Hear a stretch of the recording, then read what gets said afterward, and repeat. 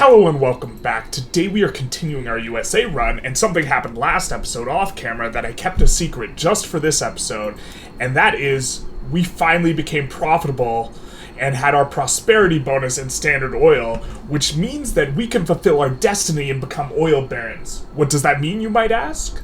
Now what does an oil baron do? The answer? Crush your enemies! Grind their bones into dirt! Make them regret they were ever born! So we'll be doing some of that. Also very significant last episode was we made some moves. Money moves, that is. We went from being a major power because we were inside Russia's market to a great power, finally, and also managed to snake Qing out of their market, which is going to be very, very important for the migration. Now, tragedy also struck last episode. A tragedy in the family. I'm a family man. I run a family business. This is my son and my partner, H.W. Plainview. As it were, the family of the nation. We lost a great man. You can see here, this is no longer Abraham Lincoln. Instead, it is his son, Thomas Lincoln, a shadow of his father. Sling, come and see. Not comparing to the great deeds of Abraham Lincoln, Emperor, the first Emperor of the United Sovereign Archduchy.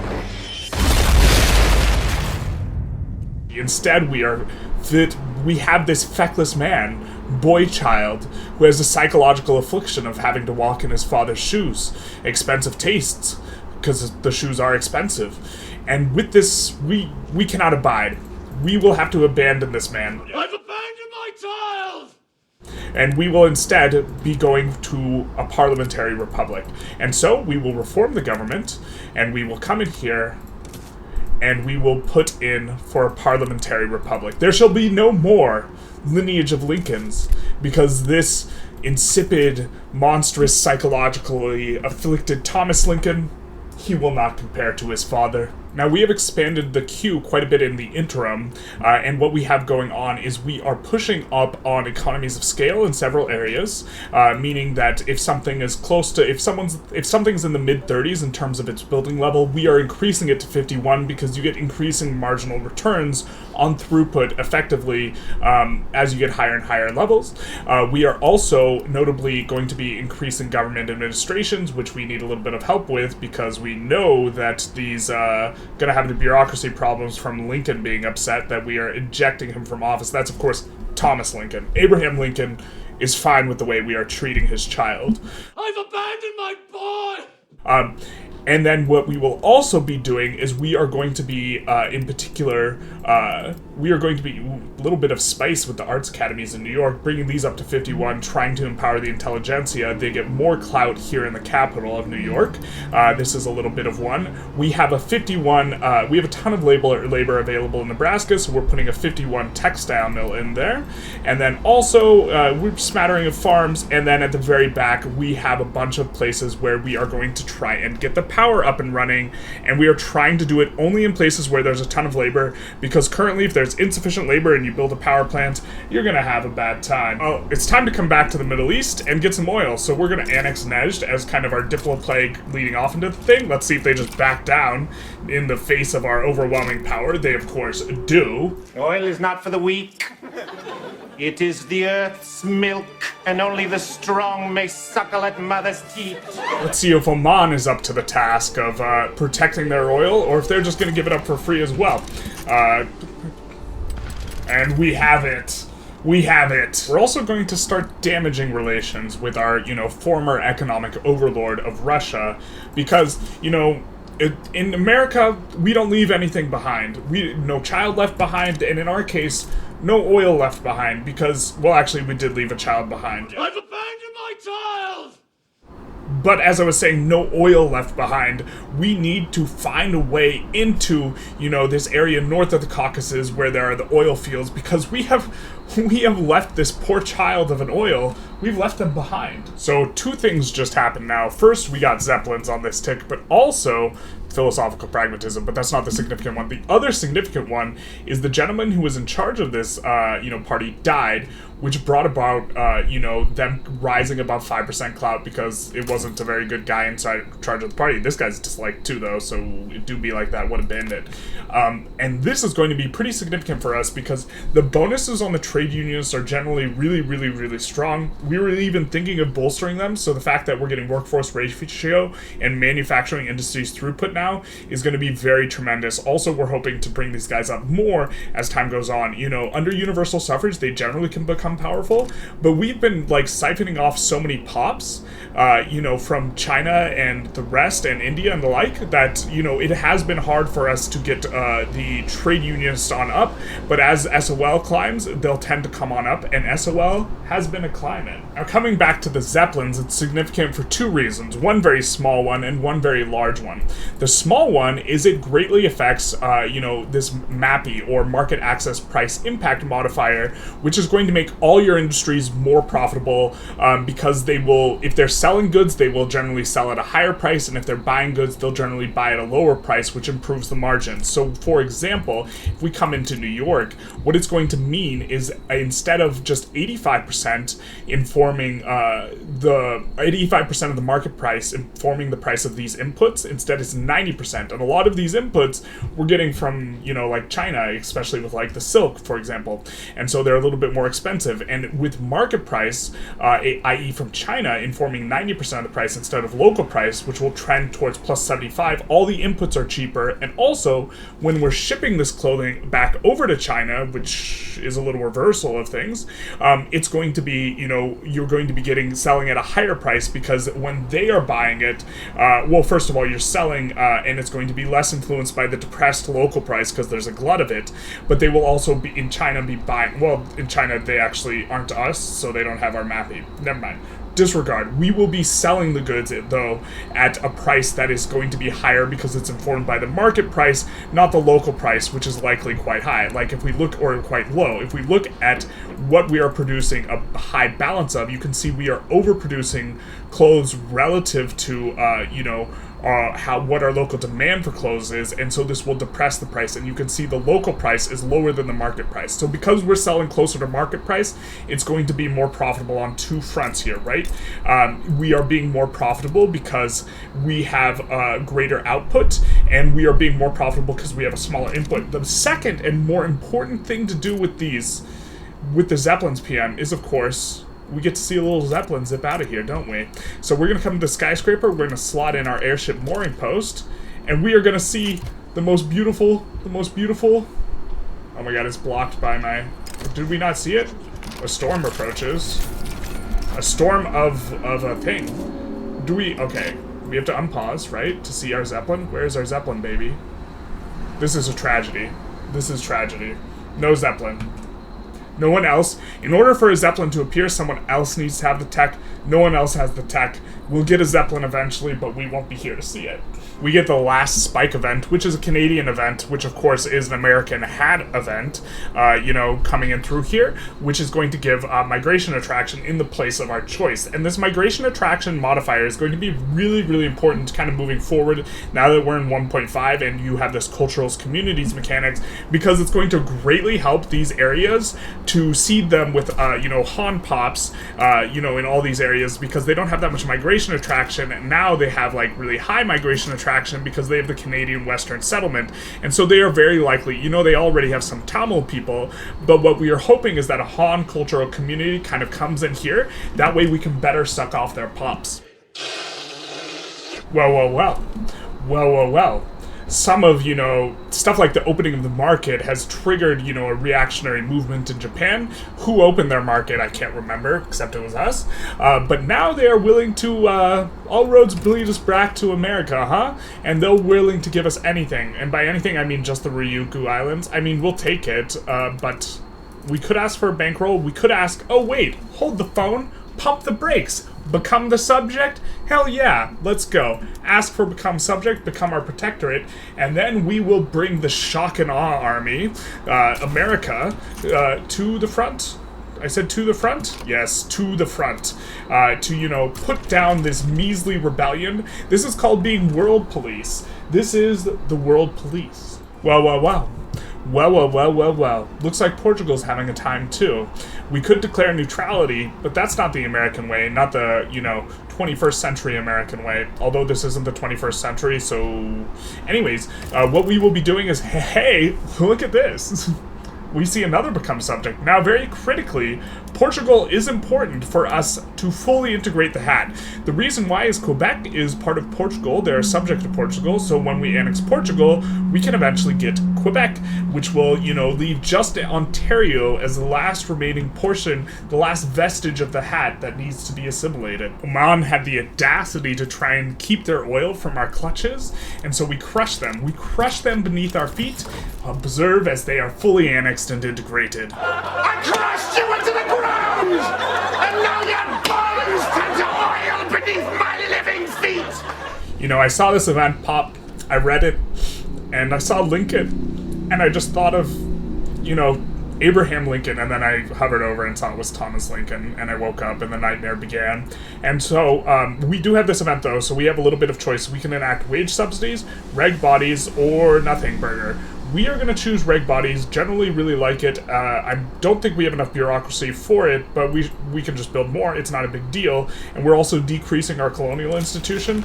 But, see here at us, though, helping to defend Japan, from military conquest by, colonializing them and making them our subject. Look at us. Look at us, good guy USA, coming to the rescue of Japan here. This is very ideal, because my viewership generally likes only one thing, and it's, Japan content. And so here's the Japan content, guys. They're getting subjugated by the USA. So we have a bit of an interesting situation here.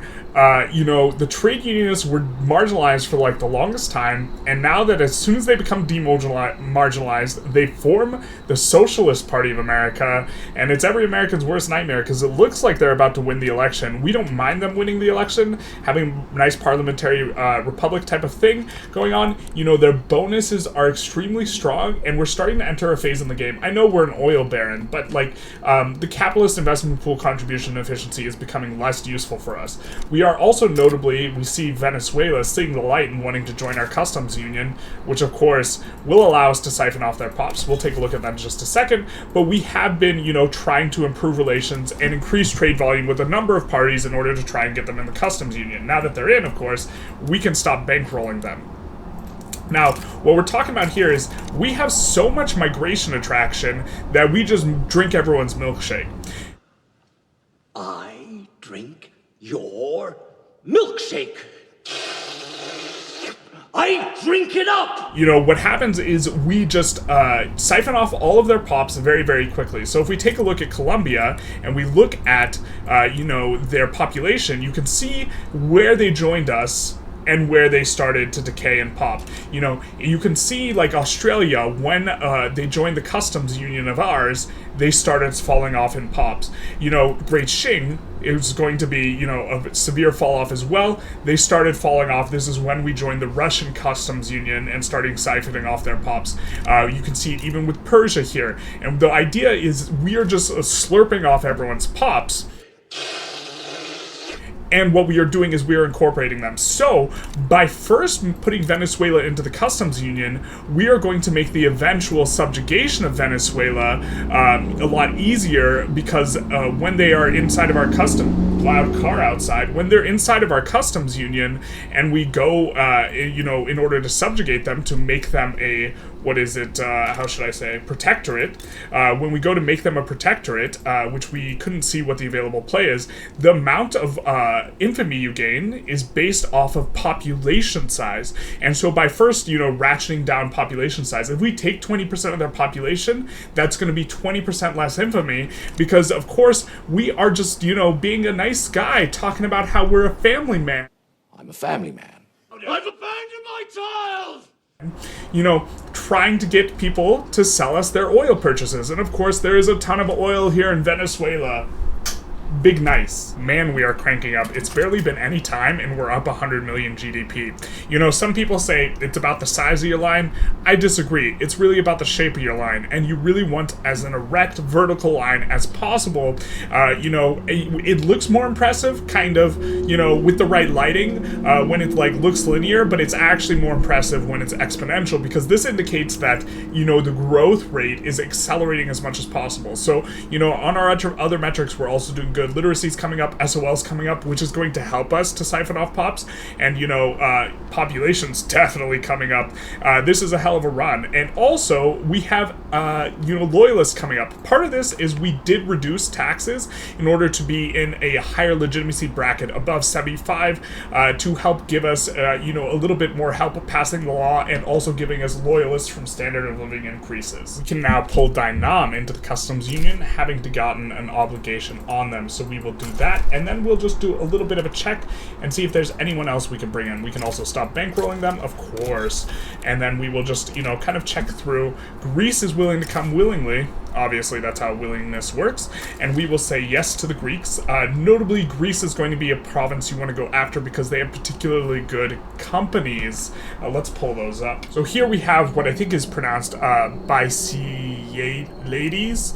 I really don't know how it's pronounced, which notably gives us an infrastructure modifier. This one is always kind of intriguing, as is convoys. The industries it's on, shipyards and motor industries, not that great, so we're not going to put in this one. But the one to write home about, I think, is Kupas, which is one of the better industries for tooling, I think, which is going to be something you generally want. You know, if a large portion of your economy is going to be occupied in these buildings, and by portion of your economy, I mean in terms of construction, so, you know, a rice farm takes 200 construction to build, a steel mill takes 800, so 4 rice farms is the equivalent of 1 steel mill. But as I was saying, in terms of proportion of your economy, tools take 600 construction, and they're generally a pretty large portion of your economy, and so having throughput and construction speed on them is particularly useful. And of the tooling companies, the prosperity bonus for railway building throughput is very nice. Also, the steel mills building throughput is also going to be pretty good. We already have quite a bit of steel mills building throughput, because let's take a look at our current companies. Let's take a look at our current companies. If we come in, let's take a look at our current companies. We have the Carnegie Steel Company, which notably is giving us 10% railway throughput, which is quite strong. We also have Pennsylvania Steel, which is going to give us 10% state construction efficiency, also very strong. And we have Standard Oil, which is giving us 20% throughput from the company bonus itself and 20% from the prosperity bonus, for a total of 50% railway building throughput. If we added Kupas, for example, we would have 60% railway building throughput, and it is very strong on railways in particular, because railways don't normally have any throughput, and so throughput is more valuable the less of it you have. And so right now we're, you know, banging out with 50% throughput on all of our railroads, so we need to proportionally produce a lot less of them, and they will be really more profitable.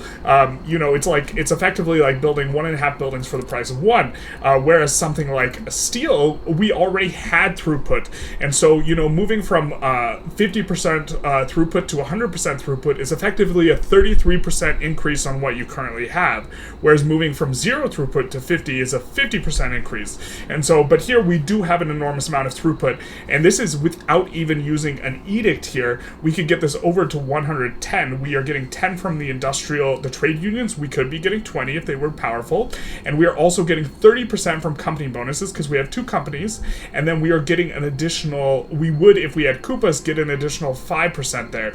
And so, you know, in terms of our strategy, we are really leaning into the resources, in the coal and the iron. This construction bonus from the steel, also pretty powerful, is this minting one, but it falls off the bigger and bigger your GDP gets, because minting is capped at 200 million GDP, right? But the very powerful Standard Oil, which of course makes us an oil man. Oil is about domination of the spirit. Well, it looks like the Socialist Party absolutely crushed it. So let's see what we can do here now that our legitimacy has been destroyed. Unfortunately, their clout hasn't caught up. That might need a tick, so we're just going to wait here and see if their clout, yeah. So now they're above 20% clout, which is fantastic for us, because this means we are getting the doubled bonus on the Solidarity. We notably still have the Industrialist bonus. It's still big nice. And we have, you know, the Intelligentsia bonus. Would love to see the just doubled considering what migration looks like this patch, but we'll just reform here. And then you can see here we are not particularly close to hitting the threshold of 75, and so I think we're going to re-increase taxes. But we're going to, well, actually, we're gonna crank up is what we're gonna do. This wasn't going to be an episode for doubling construction, but it might become a double construction episode here. So now that we're not at war currently, although we do have a sway into this war over here, we are going to reduce the autonomy of Portugal. That way, our hat gets a little bit of a better color here because Quebec will take, or Portugal will become a dominion, which will then, here we gotta do one of these to reset it. Portugal becomes a dominion, which means their subjects become the same color as them, which they are now the same color as us, so Quebec is now the same color as us.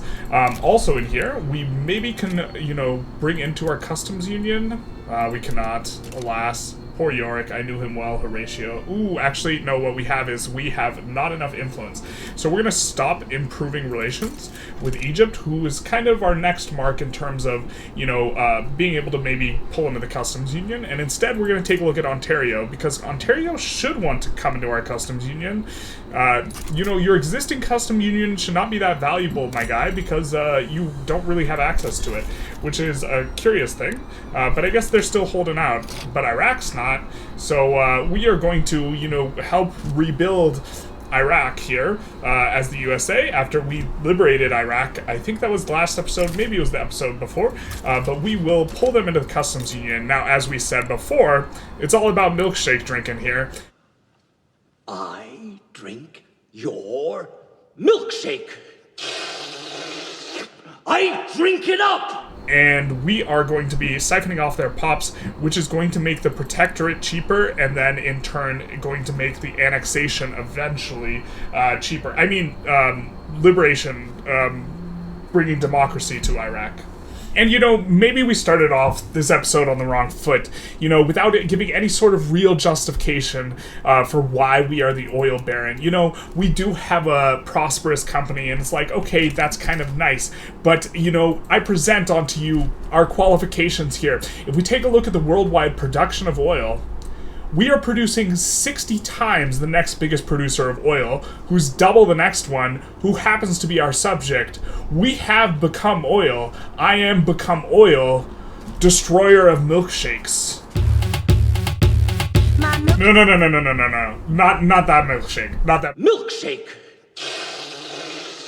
I drink it up! So we were just minding our own business, you know, annexing Australia, and the UK rolls up trying to be somebody. They're trying to not just talk about it, but also be about it, and, you know, we are going to punish them for that. Now, we are going to liberate the Raj and liberate Liberia, which, of course, is their new colonial country here, and I don't think this is actually good. I think that eventually what we should try and do is down the line get them to transfer the Raj to us under the current mechanics, because they are generally willing to do this if we were, you know, in a defensive matrix or this type of thing. You know, if profit were our only concern, this would be what we would want to do. We would want to try and downriver maybe be able to transfer the Raj. Unfortunately, oil's not about profit.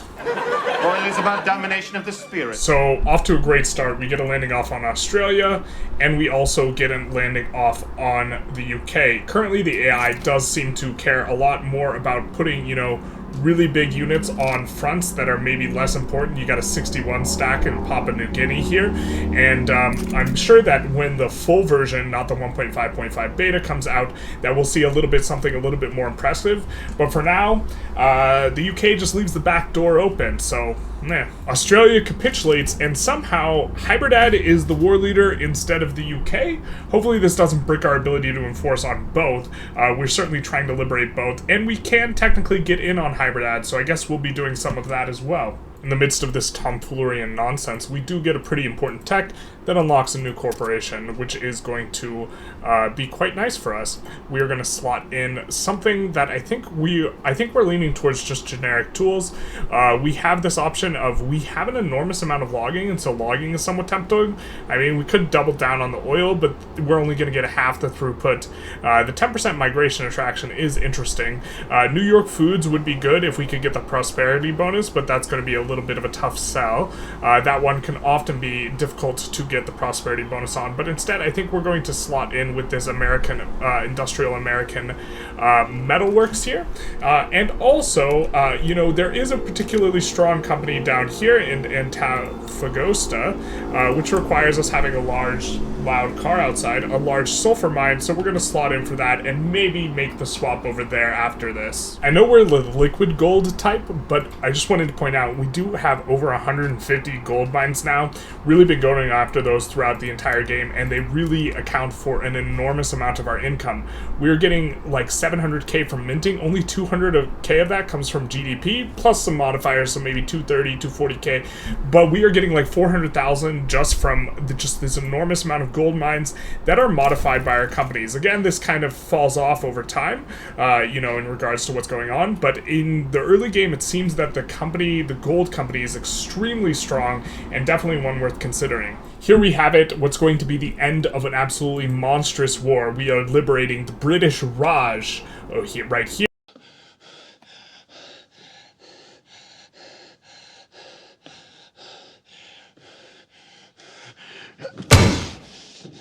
We are liberating Liberia right here.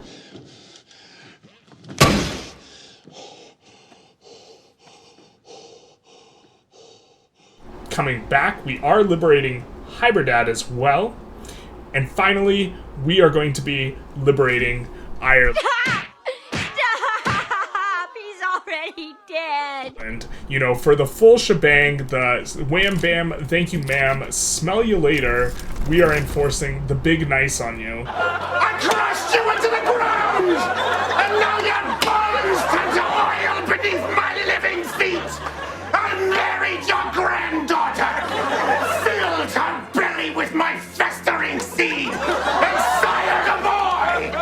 He is my final revenge! I'm a family man. And so now we will likely also see East India either collapse or just form. It looks like they're not collapsing. So if they are not going to collapse, we definitely want them in our customs union so we can get all those Indian pops. Well, you know, we always wanted to return some land to the Indians. So, and to be fair, this run, we have managed, you know, the Tamil people, the Bengali people, the Bengali people, the Bengali people, the Bengali people. We truly have returned the land to the Indians. Now, I know we just took down the British Empire, you know, the biggest empire of all time and arguably the strongest, but let's see if the true Shield States has the strength and mettle to stand up to us, you know, a la the 61% chance here, or if they are weak and sniveling and will back down and not live up to the potential that is the true Shield States oil. This is the province with the absolute most oil in the game. It has both Bahrain and the true Shield States combined for a total of 80 oil. Let's see if they can enter the oil Thunderdome, or if they lack a spine. No, they lack a spine. Oil is not for the weak. It is the earth's milk, and only the strong may suckle at mother's teat. And so let's take a little bit of a look at Venezuela, who we pulled into the customs union earlier with the idea that, and you can see this here, they are starting to decrease in pop. We pulled them into the customs union with the idea that we are going to siphon off pops from them. We can see that we're siphoning off pops from them because we eventually want to, you know, protectorate them afterwards. You know, we have a lot of infamy right now. We don't necessarily want to do a high infamy move, but you know, we're maybe at a point in the game where we want to do that to accomplish our goals. You know, kind of moving forward, we have a few things in mind. One, we want to extra liberate Iraq, liberate them from the burden of freedom.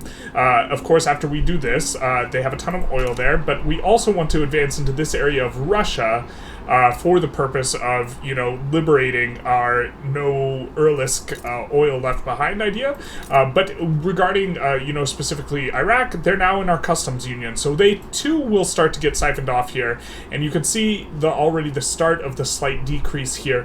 And so we might let them simmer for a little bit and go after, you know, Russia, maybe as the primary war goal, release Perm and try and get access through the north, which is maybe a little strange, but Perm, I'm not sure if Perm extends down to Samara, but it would be one of the best places. And so if we went through Liberate Country, we could come in and go after Perm, and this is one of the best releases you can do on Russia. And then maybe also we could go through Khiva and Kishijuz and just go after Khiva and then transfer Kishijuz and then have access to our oil, of course.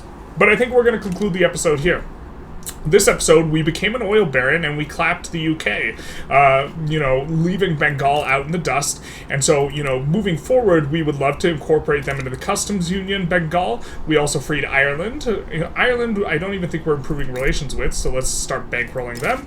Oh, not that one.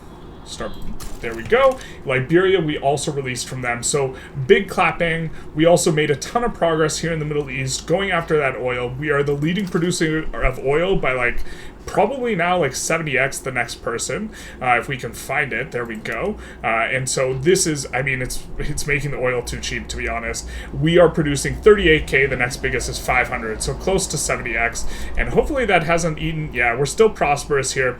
And so I hope you enjoyed this episode. If you did, please feel free to like, comment, subscribe. And other than that, there's just one last thing I gotta tell you. Now, children, I was asked to bring a healthy snack, so join me in the hall for swine livers and Capri Suns.